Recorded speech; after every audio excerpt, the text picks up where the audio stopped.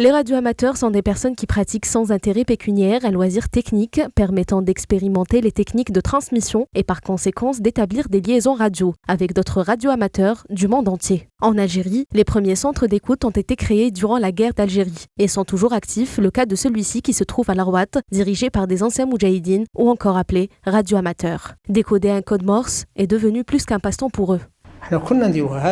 On faisait ça depuis la guerre d'Algérie. À l'époque, on était dans les montagnes et comme il n'y avait pas d'électricité, du coup, on accrochait un générateur équipé de pédales qu'on accrochait à un arbre, ce qui nous permettait d'avoir du courant.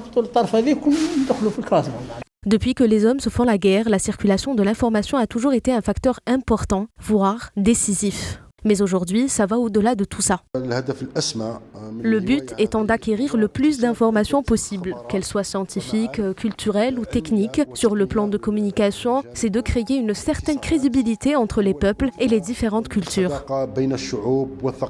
La licence radioamateur n'est pas nécessaire pour écouter et c'est la première qualité de ces hommes.